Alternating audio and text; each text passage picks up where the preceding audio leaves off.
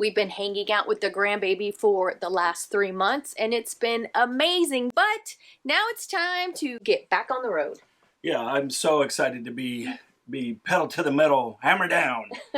Okay, so we have 1,200 miles to go. We are going Yeah. from San Antonio to Lakeland, Florida, so we have a lot of miles to cover. So we thought this trip we would give you some tips for a better travel day. Yeah, number one for us is safety. And that entails checking your TPMS, making sure your tires are inflated to the proper PSI, checking the toed tires, checking the toed tires to make sure that they all spin or roll when you move forward. You don't want to drag your tires. Another one we do is our propane shutoff. We always turn the propane off. I pull everything off the roof, like our weather station. I get up there and make sure I don't have any limbs, or we've had a squirrel floating around, Oh my so goodness, make sure have we he's ever? gone. I think he's the size of a small dog. Yeah, when he jumps off the tree onto the rig, it shakes. We do our light checks, our brake checks, all of those things prior to actually heading down the highway. All of that should be on your checklist. So make sure you're using a checklist for setup and breakdown. And of course, I will put a link down below for ours, but there are a ton of checklists out there. So find one that works for you so you're safe on the road. We are very nervous about turning that key because we're not quite sure if our jacks are going to work. Yeah, we may have drug our feet on that and waited till the last minute. It's one of those things, out of sight, out of mind. We've been sitting, everything's working. If you haven't seen our video of our arrival here, we were having trouble getting our jacks up and down. So let's stay tuned and see if we actually depart like we say we're going to. Ooh, fingers crossed. It's time to see what's going to happen. Let's start her up and see if the jacks are going to work. I'm a little nervous because we, of course, are already 25 minutes behind. I want to be gone at 7 and it's 7:25.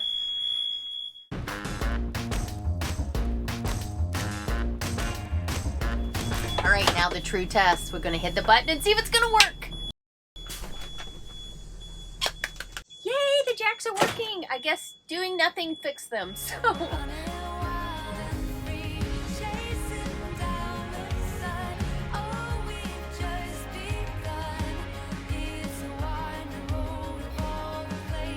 We just pulled into a Love's. And that goes right to our next tip for a better RV travel day, and that is plan your fuel stops before you leave. Yeah, and...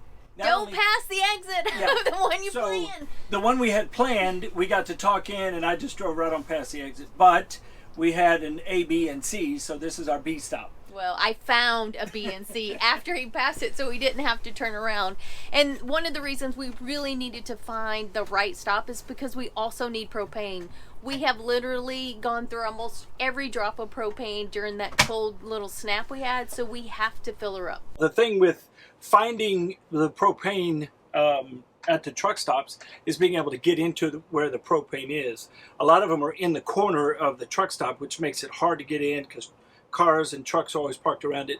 This one seems fairly easy. Now there are two apps that we use to find our fuel stops. The first one, of course, is Open Roads, and that is our discount program that we use to save money on fuel. And the second one is Allstays. Now Allstays is an app that will show you all kind of things from campgrounds to fuel stops to dump stations, all kind of stuff.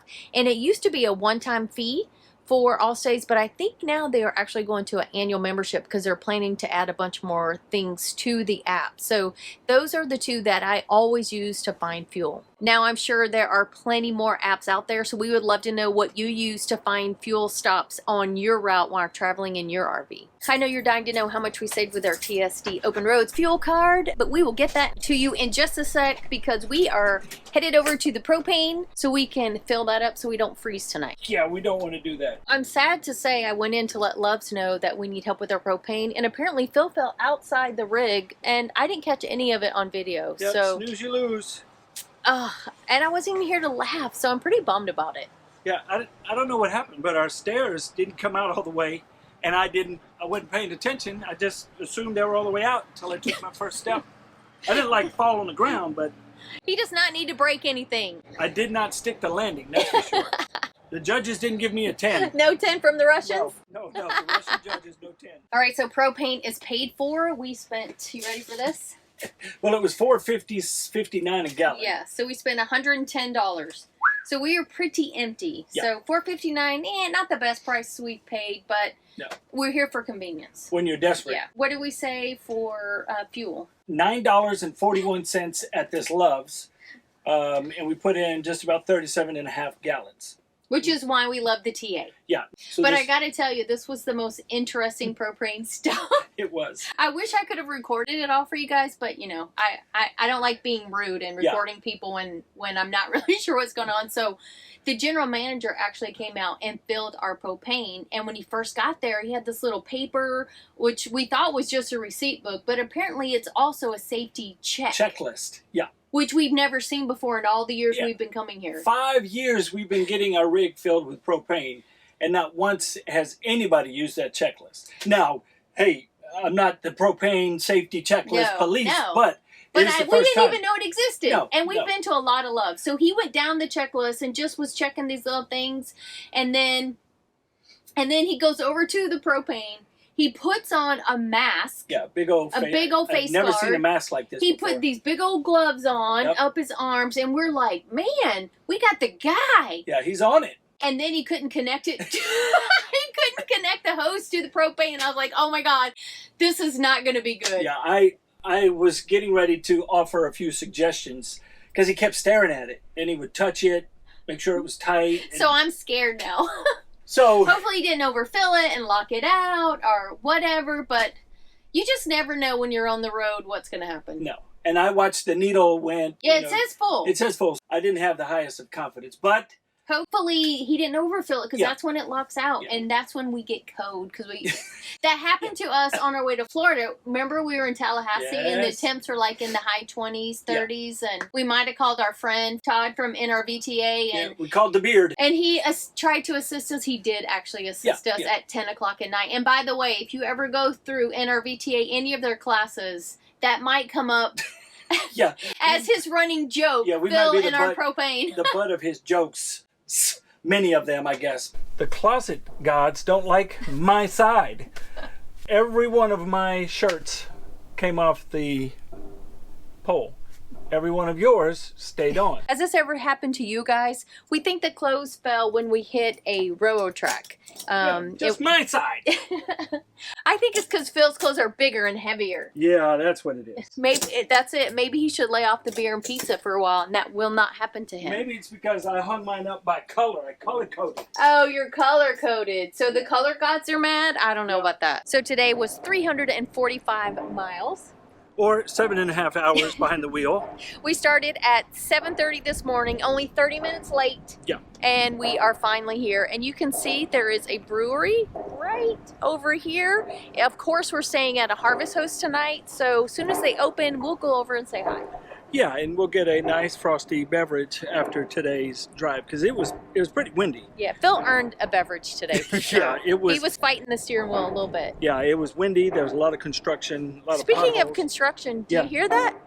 They're pounding something in.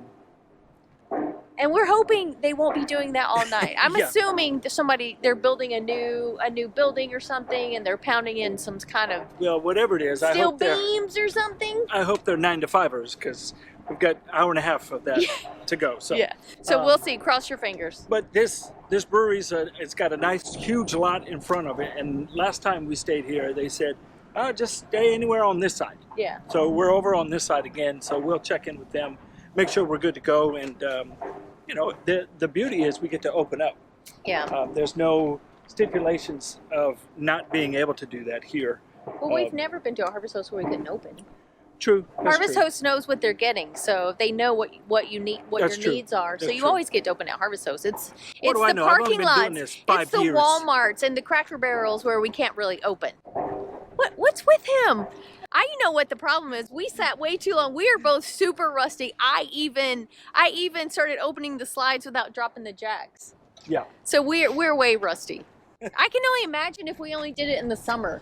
Yeah, part-timers. Yeah, I would be like, what do we do next? So we are getting finished up this morning and getting ready to leave. The goal was actually to leave at 9 a.m. this morning because I was going to go for a run at 7, and that would give me time to pack up, shower, and get ready to go. But it was pouring when we woke up, and Although I am trying to do this new thing, getting ready for the new year, I really am not ready to start running in the rain yet. So we are going to punt. We're leaving an hour earlier to give me time to run on the other side. And have you guys noticed how much stuff we have laying about? Look, we have boxes here. We have something on the couch. And oh my gosh, look under our table. Look. Christmas morning. And you should see in our cupboards, like there's just stuff everywhere. And even in the back on the bed, it is insane. We have stuff everywhere. And we are actually prepping for our Sunday crew gathering. So we have supplies. We have like, oh my gosh, 130 t-shirts for the event. We have games. We have all coffee, all kind of stuff packed everywhere. So we're really looking forward to hitting up Lakeland and the gathering. So we got to get ready to go so we can get there. We have a few less chip bags, though. Stacy stacked those a little too close to my recliners. That is true. They were within arm's reach, so, you know, I had to taste them. How are we coming on the checklist? We're getting there. Coffee pot. Do you do propane outside? Propane's off. TPMS repeaters, good. On. All right. All right. Check the cabinets. We're almost ready to go.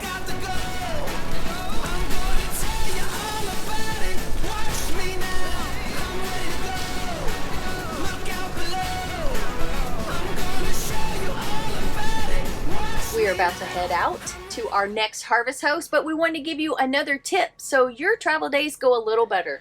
So one of the things we always recommend is to Google Earth your overnight stops. Yeah, it shows you the parking lot, you're in, you're out, if you have enough room to turn around, back in, all of that stuff. And we do that with all of our harvest hosts. We do it if we stay at a Boondockers Welcome. We also do it if we hit Walmart or if we hit Cracker Barrel, because you just never know what the parking lot's going to look like. And even with our memberships like Harvest Hosts and Boondockers Welcome, you just never know if they've had a rig your size. So if you're a larger RV, go ahead and double check, because if they don't own an RV, they may not know what it means to have a 40-foot RV coming down their driveway. Yeah, and we've been to a place like that where they were like, oh, that's what you mean by 35 feet. They said, we didn't know you were bringing a condo with you. So double check that just to be on the safe side.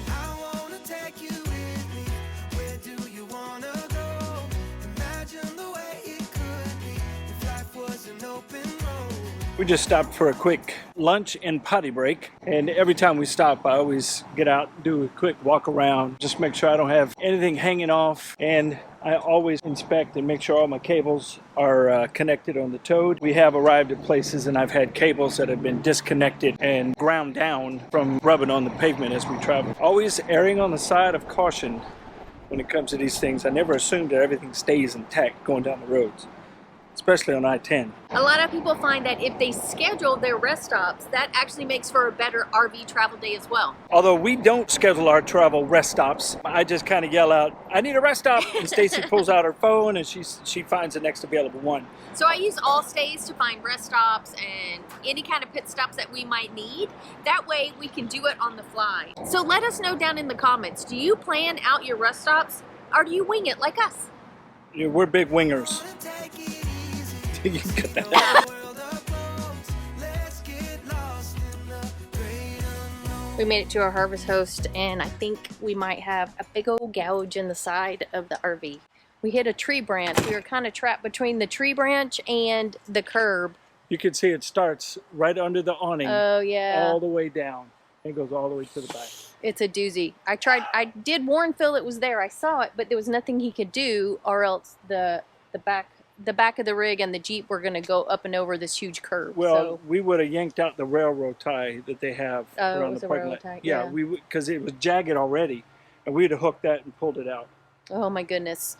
But we did make it to the brewery. We're here. We are set up, you can see, and there's another big rig coming in behind us. And they're having a hard time. And they're having a hard time pulling in. I don't know if you can see it. The parking lot is a good size. It's just awkward the way it's laid out. And he's not going to get in. It's not really laid out for RVs. Is he going to make that? Yeah. No, he's going to hit it. He's going to hit it. He's going to guide him. Go over and guide him. His back wheel is just a smidge on there.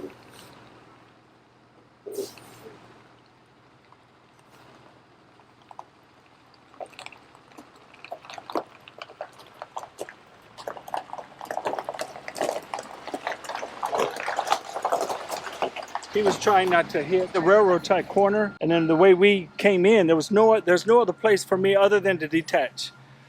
Well, they don't even have a toad, and it was tight for them. Yeah, a lot tighter than it should be. I have to go on my run, and I thought it would be better here, but I did not look at the streets to see if there were any sidewalks or whatever, so I cannot run out on the street, so I guess I'll be doing circles in the parking lot. Well, the bikes just came down this way, and I might be able to hit that bikes. road Yeah. and then around this way. So officially travel days are no longer an excuse for not exercising, so I have to figure this out. So wish me luck. Phil's going to go in and nap. No, I'm not. No, Phil's going to So go. he says. No, I'm going to go finish setting up, and then I got to start tracking you. All right, Stacy's coming back from a run. First run on the road. How'd you do? Okay. How do you feel? Old. Are you ready for a cold beverage? Yeah. Over there. Probably should get water first. Yeah, I would recommend you get a bottle of water. Well, I totally scored. So just on the Good. other side of this road right here is paved trail. I don't know how many miles it goes, but I just did it out and back. So Okay. in case you're wondering, right now I'm working on a couch to 5K. Heavy emphasis on the couch.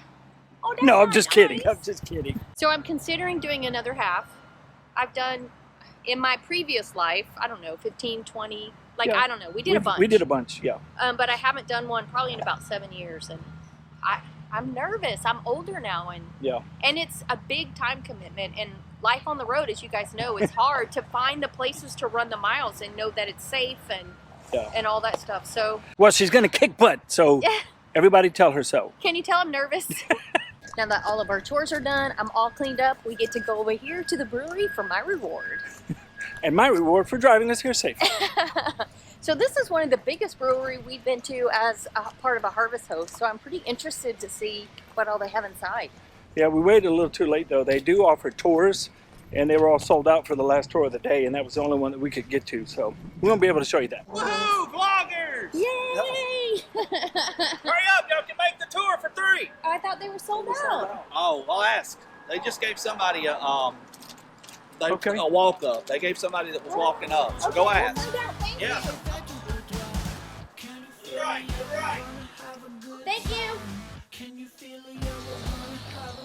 No crawfish in the tap room?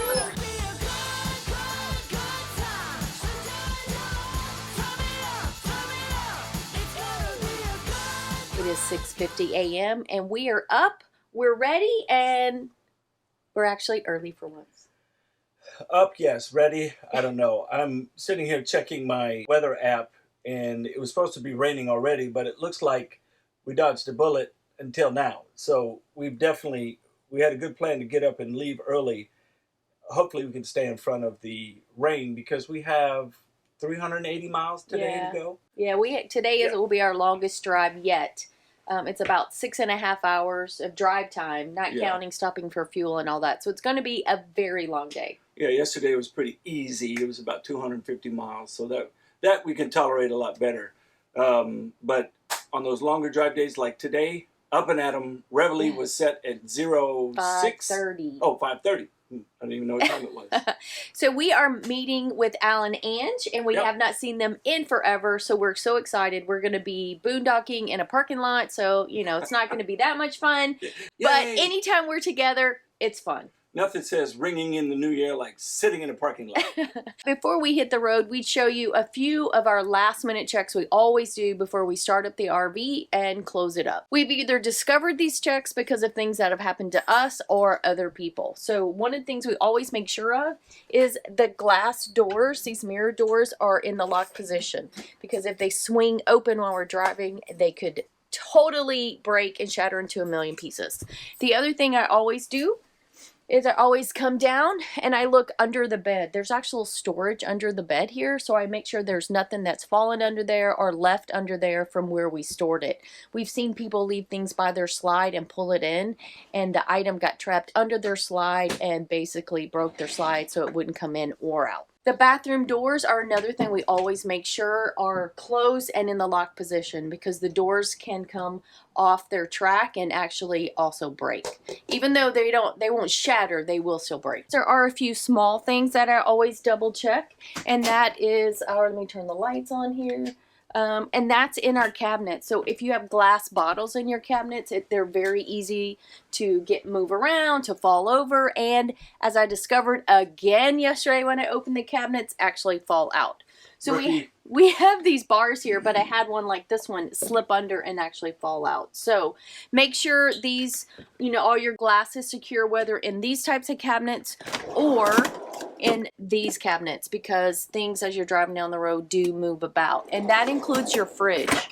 So we definitely make sure we have all the bars in the fridge to keep things from coming to the front and falling out if the door opens. And the other thing we always make sure we take care of is before we start closing in the slides, we have to make sure that our captain's chairs are moved forward so the slide doesn't hit them and either knock the slide off alignment or rip our chairs up. So that's it for the inside. Yeah, there's just a lot of moving pieces, and if you do it enough, it becomes second nature. But we still do pull out our slap wrist bracelets, Yes, our checklist, yes. and we do go over that just to make sure we're not missing anything.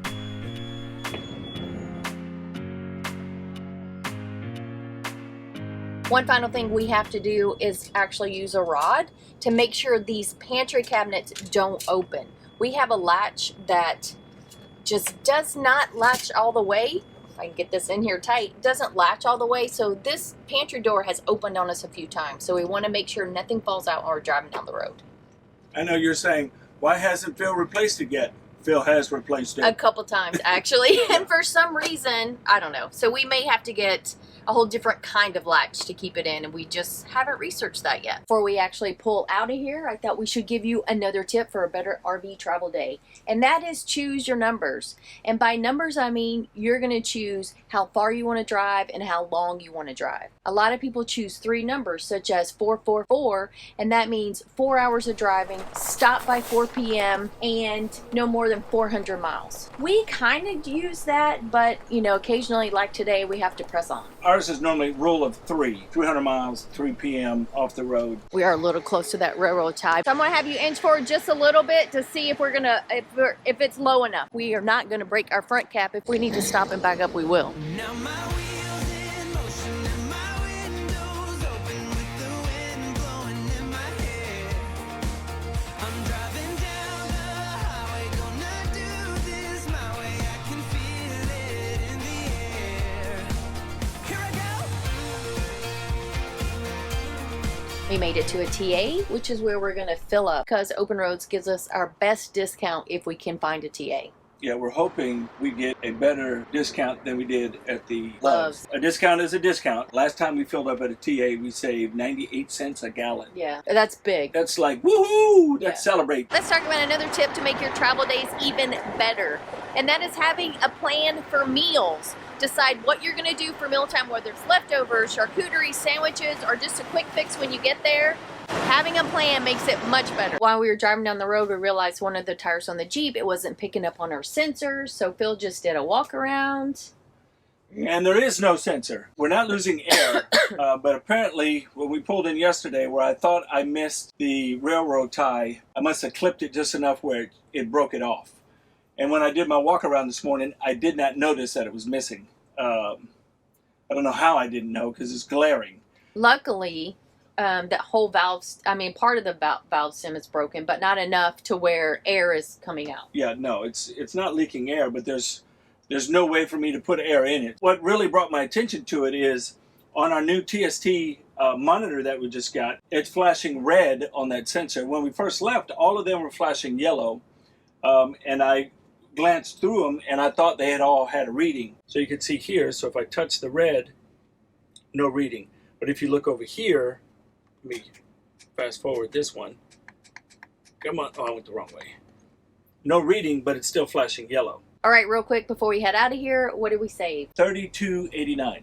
I'll call that a win. Yep. Of course, we'll put the link for our affiliate link for the Open Roads card down below, and our blog post. It explains everything about Open Roads, and while we're talking about open roads, let's go ahead and talk about the elephant in the room. We have been getting emails and comments like crazy saying open roads is no longer going to Flying J. Oh my gosh, and Pilot. Well, actually, they stopped giving discounts a couple years ago to those two fuel stations, but we're still allowing you to use your card with no discount. But it's just too much work for them to keep doing it, and they're not making revenue from it. So now they're not going to allow that courtesy anymore. Nothing has changed. We're still are big fans of open roads. We made it to our destination and met up with Alan Inge.